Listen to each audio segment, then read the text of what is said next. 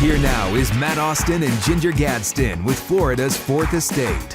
Sponsored by Light Orlando, delivering hope together. What a week it has been here in Florida. Crazy stories going on this week. We don't even have time to waste time. So let's get right to it. We don't even have the time to waste. time. She's Ginger. I'm Matt. Let's get right to it. Let's do some headlines, shall we? This first one, this one has grinded my gears a little bit, okay? Ground your gears? It ground my gears to go into the past tense. So, okay, apparently there's this college in Florida that's really bad at math. Have you ever heard of New College?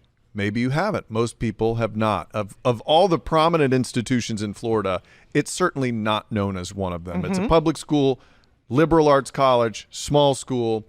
Well, they just hired a new president and his... Congratulations. Yeah, congratulations on the gig. It's a familiar name that I'm going to tell you in just a moment, but I want to go over... So New College has less than 700 students, okay? Wow. Their former president made $300,000 with a couple of extra little perks. That's a good salary. You could round up to $350,000 to be the president of this college. Here's the new contract. Whoa. I hope I'm the new president. You're not. You don't have the goods, or someone doesn't owe you favors to get this contract. So New College that you've never heard of. Base salary, $700,000. Housing allowance, $84,000. Car allowance, would you like a car for $1,000 a month? Annual performance incentive up to $200,000. Deferred compensation, that's just like, what does that even mean? Pay you money for no reason, $105,000. Transition expenses, you want to move here from the place, by the way, he's moving here. Is he moving from Mars? From the same area, $18,000. And there's retention bonuses on top of that, performance goals, incentives, all of it packs in. If you maximize it, if you talk about what all is in this, this is $1.3 million a year for a college of 700 students. Would you like a comparison on this, Gigi? Please let me have it. University of South Florida, 50,000 students. Oh my gosh. The president makes $1 million. She doesn't even clear as much as this guy. UF makes a little bit more, 1.4. Ben Sass. Okay, that's a big. Yeah, it's a big school. 50,000 students big school, big there. University. UCF. Huge. About I think under $1 million. The new president, John Hick, that needs to be more. Bumped up because that's one of the largest universities 60,000 in the country. students. Yeah, it's a small city. If you break it down, each student paying tuition at New College is sending $2,000 straight to a guy named Richard Corcoran. And Ginger, you might ask yourself, who is Richard Corcoran? Who's Richard Corcoran? This guy must be a guru of colleges. Well, it's his first job at a university, but he is a career politician in the state of Florida, former Speaker of the House. Yep. He was put up as education commissioner for Ron DeSantis, and just recently he got what is the golden parachute of politicians. But Matt, would you turn? I mean, why are you hating? I'm not hating the player. Don't hate the player. I'm hating the game. Okay, Richard Corcoran is doing what he can to make the most money he can. These are your tax dollars being paid to a public president of a university, which is a very important job. Why are we putting someone in there who has no experience at a university other than he graduated from? I feel like I need a fire extinguisher right now because there's heat coming from your head. Steaming from this. I just don't understand how, and it's nothing against the person. But are you going to turn that down, though? No, of course. Again, nothing again. I actually know Richard Corcoran. The guy is... Maybe New College is doing new math. Do you think? New College is definitely doing new math. It is a lot of money for a few students, but one of the incentives, he has to like bump up the student population to like 1,200 or something, right? Yeah, he's supposed to make some He's got to moves do some work to get that extra couple $100,000. We'll follow up on that one and see what happens. Okay, moving on. Here's a story that happened in Lee County. You go to these vintage antique shops or whatever. You're looking for, I don't know, antique-y type things. Yeah, and a bow tie or something. And someone's looking for Halloween decorations. So they see this skull, and it's like, oh, this is the perfect decoration for Halloween. It turns out the person who was looking at it was an actual anthropologist. So this person knew that this is not a decorative Halloween type skull. It is an actual human skull. We spoke to the woman who actually owns this little vintage shop. So let's hear what she had to say. So we brought everything in and we started unpacking and, oh, there's a human skull. Oh, Well, the way this. so calm. Yeah, oh, that's okay. Lee County officials are saying they have it, they've looked, and it doesn't match up with anyone who's missing or something bad happened. They say they don't suspect foul play, but I'm like, how can a skull end up? It was in a storage facility before this, and the person just kind of like, here, you can have all this stuff. So I don't know how they could so quickly determine that there's no foul play involved when this is someone's skull that's not buried. It's probably just a really old skull. I feel like it's one of those stories like a guy found a grenade in his garage or something. You know, Yeah, but it's just- okay, a grenade versus a human skull. I'd like to know whose body was attached to that Who head. doth this belong to? I agree. Hopefully I don't know they if we're can going to figure find that out. Yeah, because if it's a family member and that person is still alive or in the area, I would like to know. And Probably there's- somebody who donated their brain to science or thrift stores. think The that's other how it works, but- story, the story that got us talking this week was kind of Oh. random. I posted this on my Facebook page and went insane. Nuclear. People are very passionate about this. When you talk about Orlando's airport, Orlando International Airport, OIA? do you refer to it as OIA or MCO?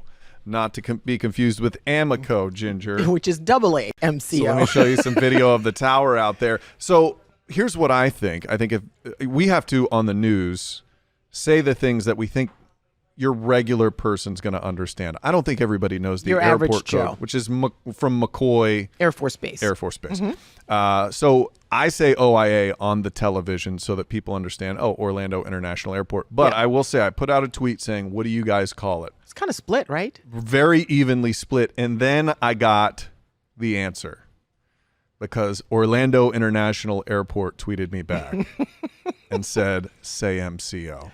That's what they want. OIA, no. No way, OIA. I'm not going to, because, I mean, I get it, but we respectfully decline. I mean, I fly out of OIA That's all the kind of time. like if somebody said, hey, Ginger, how do you want me to say your name? And then you say Gonger. Ginger. And I'm like, no, I'm going to call you something else. I'm going to call you Ganger from now on. Because, I mean, they told me what they want us to call them. Okay, so now I so feel obligated. We I put said it out on there. the news because there was a story and one of our reporters was at the airport and I wanted to clarify which airport. So I said, he joins us now from OIA, and the producer gets in my ear and says, Ginger, I just want to tell you that they don't like it. Some people don't like it when you say I love your Brooke impression. That's Brooke, our producer. No, because she's so She's sweet. so gentle She's in so your sweet. ear, I which- know. I mean, she's firm when she has to be, but she Yeah. didn't want to say like, well, that's wrong. Mm-hmm. She said, some people don't like it. And I was like, I need names. That's what she meant. You don't want aggressive producers in your ear. in your ear. That's- No, you don't. She's That's awesome. no good. She's Let's, really good. Let's end this thing with a good one, Gigi. Oh my gosh. Okay, so this is my favorite story all week long. We So all good. have done DoorDash or Uber Eats, and you have the food dropped off at your door. A family ordered Taco Bell. We'll show But you. before they could get there's the driver, there's the delivery person, gently placing the food, taking a picture for proof. But this is the customer. This is the customer who's He's like, oh, great, my order's here. He's like, oh, I ordered the Bearito. It arrived just in time. That was not his first DoorDash or Uber Eats order, it looks like, because that thing was Look at that disappointed little girl. She is so pissed in that moment. was $45 at Taco Bell, by the way. Uber Eats, you can spend $50 on any food. They reimbursed the family. But he after- went. Here's my favorite part about this bear, which I relate to. yeah. He grabs the food, takes it away, and then Yeah. he's like, "Oh, they've got thirsty." some drinks back there. Did these people hit the soda fountain?" And so he came, and then he spilled it just all down their driveway. You hear the people just shaking their heads. They're looking at their doorbell camera. because it probably had a loose cap on it. If they had put that lid on right. But imagine- Look at how hefty he is, though. he's doing this a lot. I think these people, I would like to know, this is in Longwood. It's a suburb of Orlando. And this family is so disappointed, but I'm glad that they got reimbursed for it. But I feel like this family must order a lot of takeout or delivery because this bear, it just seemed like the timing is right. How do you get the food before the family who ordered it? They're looking for it. They're expecting it. Yeah, I would have just assumed, and I bet this has happened a lot in that neighborhood, that the driver never dropped it off. and then I would just be mad. I would file So a you look at complaint, that and then you doorbell look at the cam. doorbell camera, which not everybody has, and problem solved. Hey, stick with us here on Florida's Fourth Estate. We're going to talk about some of the random stuff you can get from county auctions. It's crazy. Some weird stuff. You want a drone? You want a tent? You want a dump truck? Let's get it.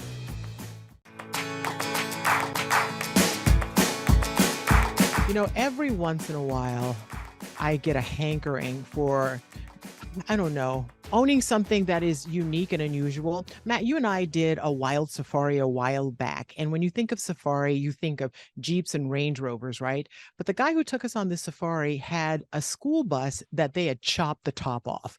And I'm like, where the heck do you get a school bus with no top? Well, it turns out there are places that auction off these types of things. And we happen to know someone who can kind of help us navigate the waters of if you would like a school bus and you would like to chop the top off. I think we have our audience for this is going to be so big because there's so many people out there who have to have a school bus that they're going to chop the top off. Okay. Ginger didn't do the greatest job of selling this. Come on. There are some interesting things out there that say municipalities have used for years, they've gotten their use out of, or they have a surplus of, and they need to get rid of them. So they auction these things off, and some of them may be useful for you. You ever want to own a dump truck? I don't know. Oh, that's useful. I kind of would like to own a dump truck. Great way to sell it. You want a drone? Maybe you can Now, find a that's drone useful. out there. That's a lot of useful. them are getting, they're surplus right now for certain Yeah. reasons. We'll talk about that. So I want to bring in Pam Wilski. She is Volusia County Director of Purchasing and Contracts. And we sought her out for this because this is what she does. She deals with this. There's a whole process of using these things, trying to figure out if other people in the county need them. And if they don't, then they put them on this website that they've been using for years. And now that's where you get your chance to buy them, I would imagine, at a basement level clearance price. Pam, welcome to Florida's Fourth Estate. So glad to have you with us. Thank you. Thanks for having me today. I'm happy to discuss this with you. So we do work with a third-party auctioneer. It's called George Gideon's Auctioneers out of Zellwood, Florida. We have worked with that firm for many years. If you go out to Mr. Gideon's website, you will see that most of the municipalities here in the Central Florida area use him. So I am not affiliated with the school district, so you're not going to find anything from Volusia County in order to buy a school bus. But you might find some other interesting things from us that are out there, anywhere from just lots of old office equipment, supplies, and things like that, to vehicles. We run a vehicle replacement program. So once it's been determined that a vehicle has met its useful life, we will send the vehicles to the auction. Heavy equipment, excavators, dump trucks, like you mentioned, all kinds of heavy equipment, bulldozers, things like that, things that are used to keep the county running and to keep our area safe and appropriate for our citizens, become available at some point out at the website. I would imagine when people go to look at this show, they're going to wonder a couple of things. Are these things run down? Do they still work? And also, what kind of prices are we looking at? And is it even something that would be of interest to me and help my life? We try very hard with this program to keep the life cycle good so that what we're sending still has residual value when we get ready to send it to auction. So it's not broken down, it's not beat up. Now, it's not to say that there won't be some things wrong with it, but everything within the county is maintained on a regular basis. So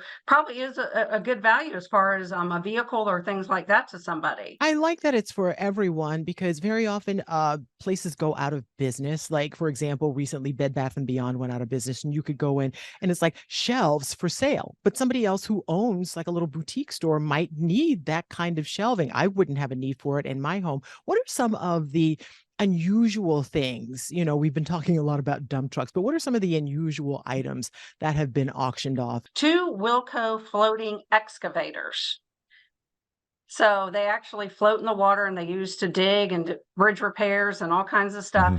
And we Wow. actually, when we auctioned them, they were sold as is, and you actually had to come and get them out of the water and take them because it was too much for us to be able to do that. So that was probably one of the most unusual.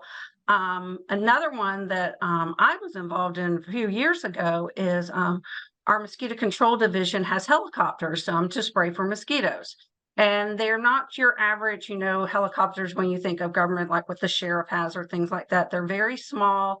The bubble type, I think of MASH kind of idea helicopters. And they actually had one that, for whatever reason, had been disassembled. And they wanted to sell it. And it had a value to it. Probably, I think the appraised value was $350,000. So it was definitely worth us selling and, surplusing. And there is a market for that. We actually put it out not through the auctioneer, but we did it ourselves through a formal reverse bid solicitation, and received a response from a firm in Montana who sent a flatbed truck here, and they reassemble it because they either reassemble it or use the parts for their helicopter fleet that is used to fight wildfires out west. So it's kind of cool story. Yeah, that is really cool. And if you ever go to buy a helicopter, I just know, because we're in the news business, if you get one for under $1 million, you are stealing. Yes, exactly. Helicopters are crazy. It's not like your helicopter either. No, it's those very small little bubble MD helicopters that are used for very specific purposes, but that's perfect for wildfires, perfect for mosquito control. So it was a win-win for everybody. So. And there are some market inefficiencies in some places. Like when I was looking through the website, I saw a lot of drones. And then I was thinking on our newscast, we had how the governor made it illegal for counties to use Chinese-made drones. And so there are tons of them on there, a lot of them starting out at $27. Have you guys run into issues like that? We've done a little bit different with ours and haven't gone through that process. We're doing it a different way. So we have not personally here at Volusia County, but I know that it impacted the entire state and lots of people, especially a lot of law enforcement organizations and things like that. We don't handle the sheriff's office through my office, but a lot of law enforcement and things like that had a lot of these. And so it was a big impact. So I'm not surprised that you saw them. As I'm kind of looking at this, I'm curious. So this must be, especially when you say something like a helicopter went for $350,000. That's a lot of money back into the county. So how does it work?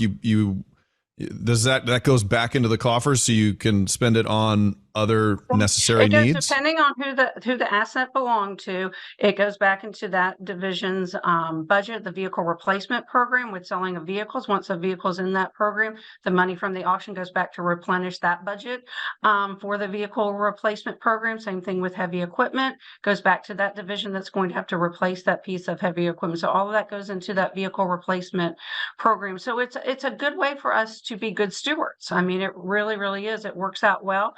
We do pay a certain rate of commission to the auctioneer because, again, he's picking it up, he's selling it, he's handling all the title work, he's doing everything that needs to be done in order to get rid of, dispose of the property for us in the proper manner. And so he gets a small savings or small commission out of that, and then the rest comes back to the county. I can tell you that last year, the revenue from the auction was just just under $1.7 million that came back just through the auction proceeds. So that was for last fiscal year. It's a lot of cash. Fantastic. Yeah, it's a very efficient and good program for us. Like I said, it's not just Volusia County. If you go out and look at it, I looked at it this morning. I saw our sheriff's office #1. I saw Orange County Public Schools. I saw Seminole County Public Schools. I saw Seminole County Government, Lake County, City of Leesburg. Everybody in this area seems to use this service. So thanks for joining us for Florida's Fourth Estate. And I'm going to go buy myself a dump truck or a drone or something. I'm interested. I'm in the market. Thanks, Pam. All right, thank you. And thank you for watching Florida's Fourth Estate. You can download it from wherever you listen to podcasts or watch anytime on News 6 Plus.